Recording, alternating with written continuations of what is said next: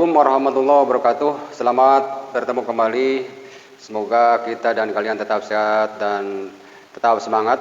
Dan kita lanjutkan materi pembelajaran kita. Masih bicara tentang ruang lingkup dinamika rotasi. Kita lanjutkan sekarang dengan materi yang berikutnya. Yang akan kita bahas pada pertemuan kali ini yaitu momen inersia benda berotasi atau berputar. Tapi sebelumnya kita mari berdoa kepada Tuhan Yang Maha Esa. Semoga kita tetap diberikan kesehatan dan diberikan kemudahan dalam menuntut ilmu pada hari ini. Berdoa mulai. Selesai. Baiklah, kita akan lanjutkan. Pokok materi akan kita bahas pada pertemuan kali ini sudah tadi saya bicarakan, yaitu mengenai momen inersia benda berotasi atau benda berputar. Kita akan mencoba menjelaskan dari definisi sampai ke pembahasan contoh soal misalnya. Sebelum lanjut ke pemahaman berikutnya atau mendalami pemahaman berikutnya, kita harus lebih tahu dulu tentang definisi dari sebuah momen inersia ini.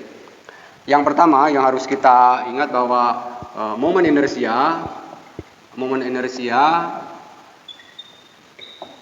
adalah besaran fisika. Artinya momen inersia ini adalah besaran fisika atau besaran yang ada di dalam materi fisika. Kemudian simbolnya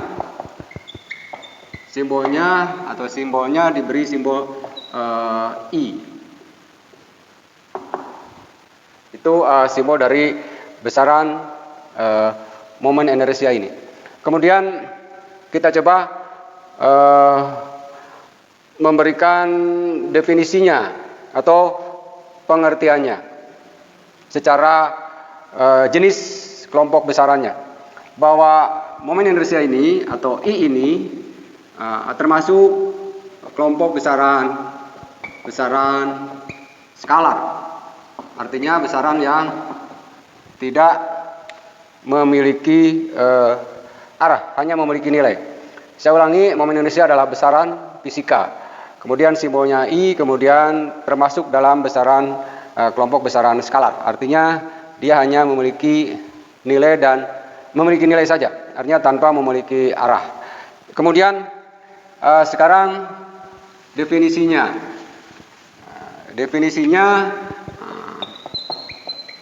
definisi atau I. Kalau kita definisikan besaran momen inersia ini apa kira-kira gitu. Ya, besaran momen inersia ini adalah besaran yang ada pada materi gerak rotasi. Artinya besaran yang ada pada benda yang berputar atau berotasi. Artinya bisa kita tulis itu besaran yang berada atau dimiliki, besaran yang dimiliki atau berada pada setiap benda berotasi atau berputar. Ya, secara definisi bahwa momen inersia ini adalah besaran yang ada pada benda yang berotasi atau berputar. Itu definisinya. Kemudian tadi kelompoknya termasuk kelompok besaran skalar. Sekarang bagaimana dengan nilainya? Bagaimana dengan nilai dari I ini? Ya, sebelum membicarakan nilai, kita coba mendemokan bahwa apa yang disebut dengan momen inersia yang dimiliki oleh benda yang berputar. Ya, ini adalah benda yang diikat dengan tali, kemudian kita putar. Ya, ini adalah benda berputar. Ketika benda berputar, maka dia memiliki momen inersia atau besaran momen inersia. Mana?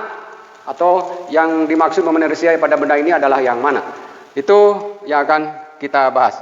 Ya, lebih jelas lagi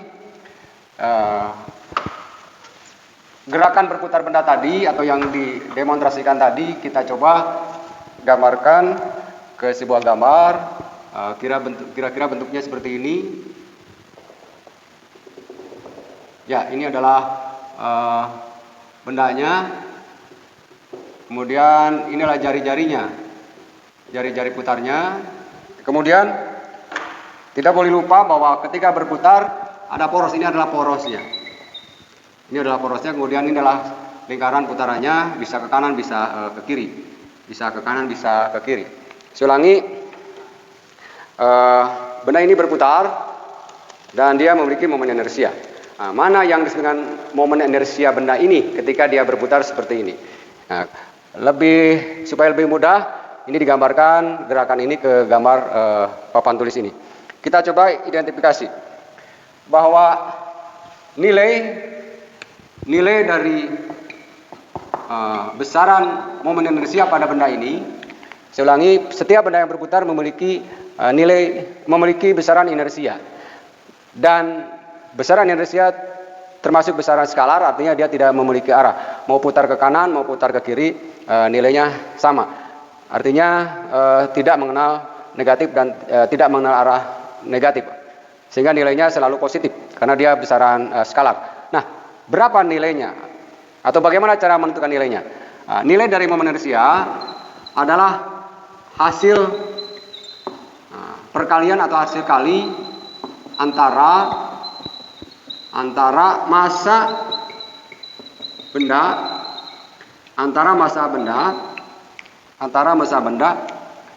dengan jari dalam kurung kuadrat atau kuadrat jari-jari benda itu terhadap porosnya, terhadap poros putarnya. Ya, ini kira-kira definisinya untuk mencari nilainya. Jadi nilai momen inersia adalah hasil kali antara massa atau massa benda dengan jari-jari kuadrat atau kuadrat jari-jari benda tersebut terhadap poros putarnya. Nah, mana yang disebut dengan massa bendanya? Massa bendanya adalah ini ada benda yang berputar, dia memiliki massa. Kemudian yang berikutnya, mana yang disebut dengan jari-jari? Jari-jari adalah ini, kita sebut dengan R kecil, saya sebut R kecil, tapi harus kuadrat. Artinya harus dikuadratkan. Sehingga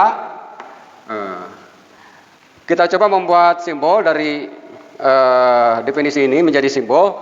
Ditulislah bahwa I atau nilai momen inersia adalah simbol dari massa adalah M, kemudian jari-jari adalah R kuadrat.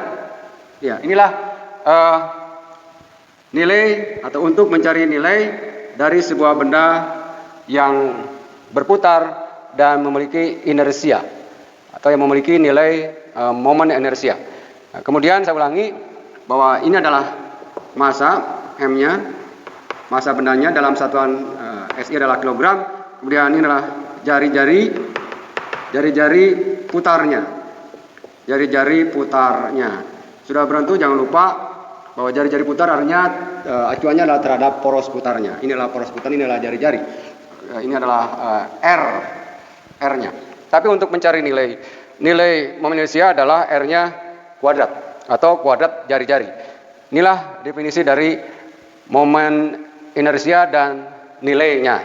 Nah, kemudian bagaimana contoh soalnya? Kita menggunakan data, misalnya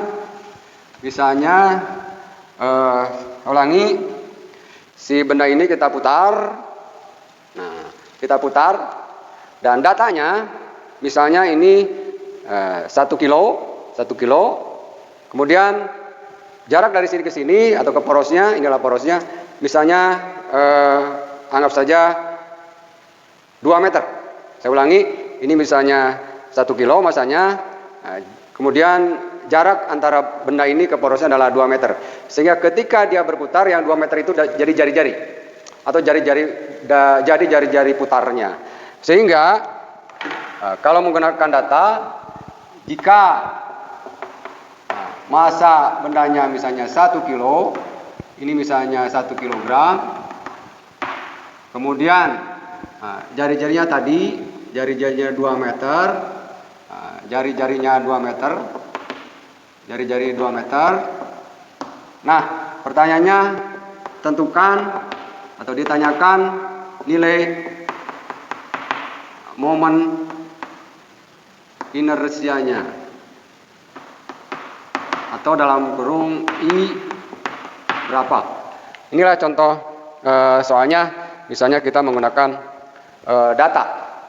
Nah, sudah barang tentu cara menjawabnya harus menggunakan persamaan untuk mencari nilai dari momen inersia ini. Mana inilah untuk rumusan atau persamaan untuk mencari nilai momen inersia benda yang tadi atau benda yang berputar tadi. Ya, berapa nilainya? Atau kita jawab bahwa masanya diketahui adalah 1 kilo, 1 kilogram, kemudian jari-jarinya 2 meter. Saya ulangi, jari-jarinya 2 meter. Jari-jarinya atau R sama dengan 2 meter.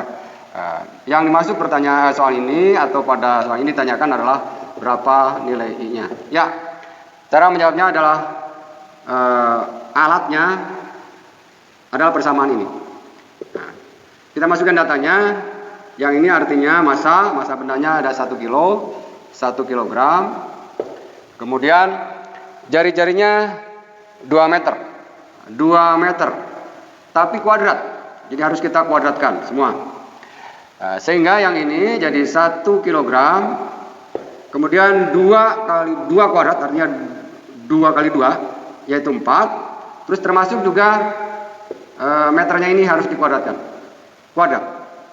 Jadi ini 2 kuadrat adalah 4, meter kuadrat. Sehingga berapa jawabannya? Jawabannya adalah 4 kilogram meter kuadrat.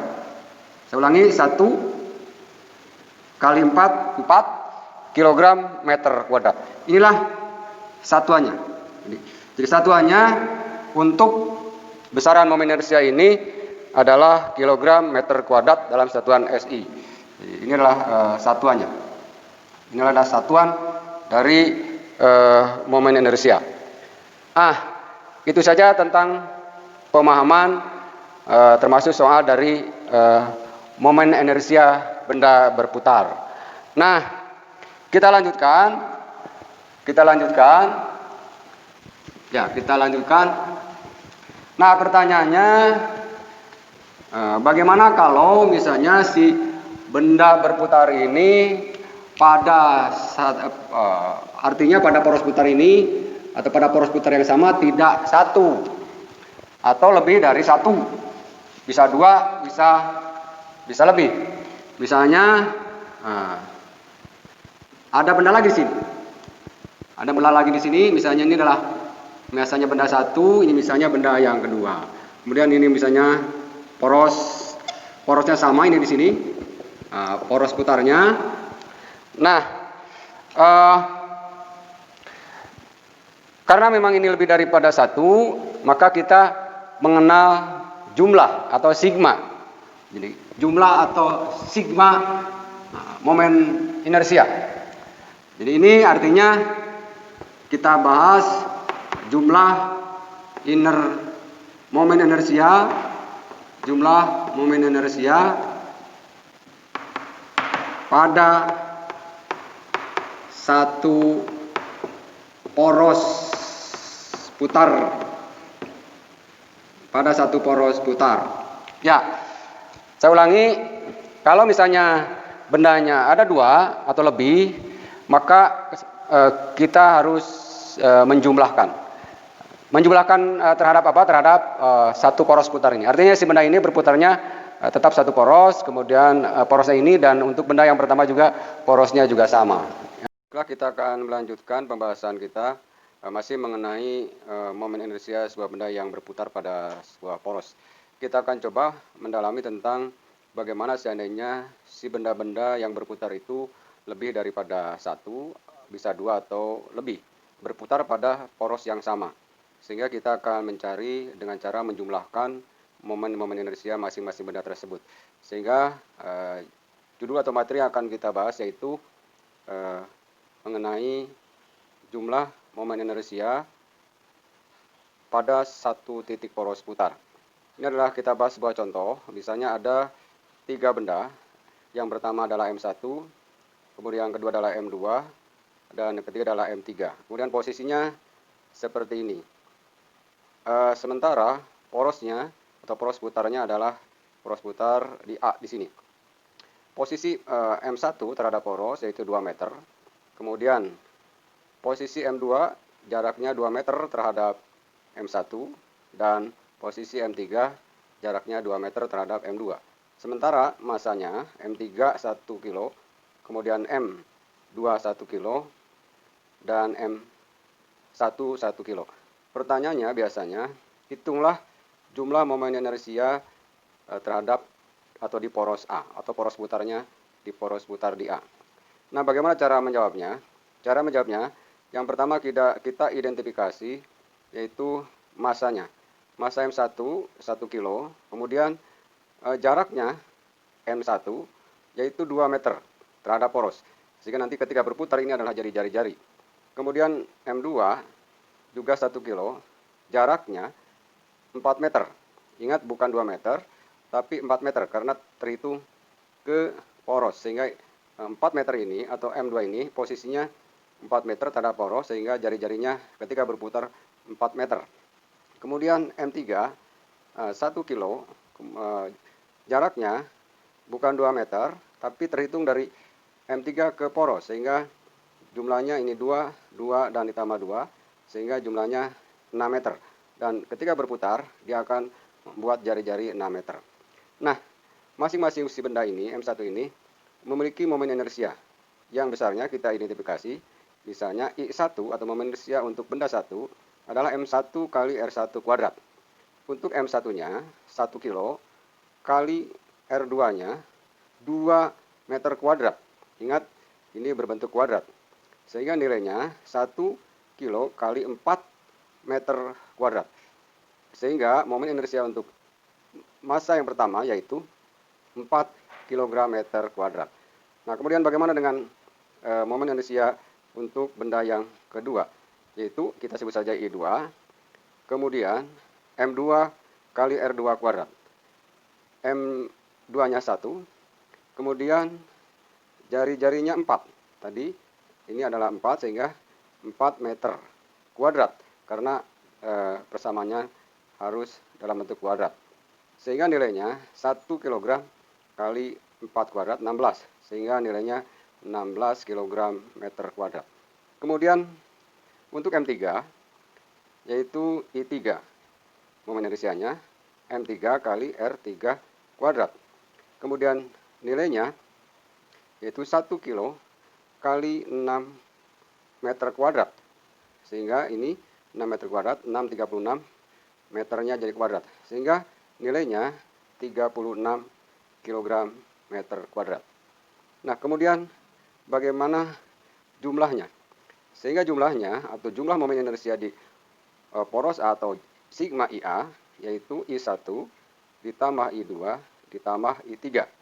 Untuk I1-nya tadi 4 kilo, 4 kg meter kuadrat, I2-nya 16 kg meter kuadrat dan I3-nya 36 kg meter kuadrat. Sehingga jumlahnya menjadi 4 tambah 16 ditambah 36. Sehingga menjadi 56 kg meter kuadrat.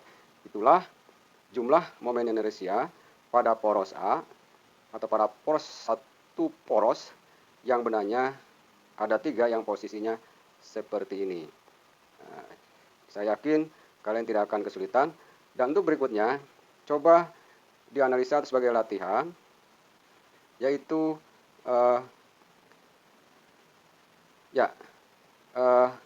latihan hitung jumlah momen inersia pada satu poros. seandainya nomor satu ini bendanya ada dua. Yang pertama M1 1 kilo, kemudian masanya 2 meter. Kemudian masanya 1 kilo dan jarak terhadap porosnya 2 meter. Kemudian untuk M2 masanya 2 kilo dan jaraknya 4 meter. Nah, tentukanlah jumlah momen inersia benda ini terhadap poros putar ini. Kemudian nomor 2. Nomor 2 ada benda di sebelah kiri yang masanya 1 kilo dan jaraknya 1 meter terhadap poros. Kemudian ada M2 atau massa yang kedua di sebelah kanan poros, masanya 1 kilo, jaraknya 2 meter. Sama, tentukan jumlah momen inersia benda-benda ini terhadap satu poros putar ini. Kemudian nomor 3, ada 3 benda. M1 terhadap M2 ini 2 meter. Kemudian M3 terhadap M2 2 meter. Nah, bagaimana jika M2 terjadi atau dijadikan poros? Nah, dijadikan poros, berapa jumlah momen inersia benda ini ketika M2 atau porosnya terletak pada massa yang kedua? Untuk massanya kita anggap saja sama, yang ini M3, M2, dan M1 1 kilo. Nah, karena bagaimanapun bahwa tiga benda ini bisa berputar dimanapun porosnya, bisa di M3, bisa di M2, atau bisa di M1. Nah, untuk nomor 3 ini, coba analisa bagaimana jika poros tepat di M2. Nah, ini tidak ada masanya, anggap saja M3 dan M2 dan M1 1 kilo. Kemudian nomor 4, bagaimana kalau porosnya ada di M3? Nah, sekarang bagaimana porosnya ada M3, kemudian ada benda M2 dan benda M1 yang jaraknya ini 2 meter, M1 terhadap M2 dan M2 terhadap M3 3 meter. Kemudian masanya M1, M2 dan M3 anggap saja sama 2 kilo. Nah, tentukanlah jumlah momen inersia si benda-benda ini. Saya ulangi, jika poros tepat di M3. Saya ulangi bahwa poros ini bisa berpindah-pindah, karena bisa jadi porosnya di M2, di M1, atau dimanapun tempatnya, karena si benda ini poros dimanapun bisa berputar.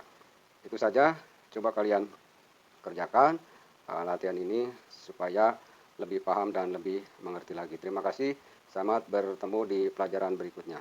Assalamualaikum warahmatullahi wabarakatuh.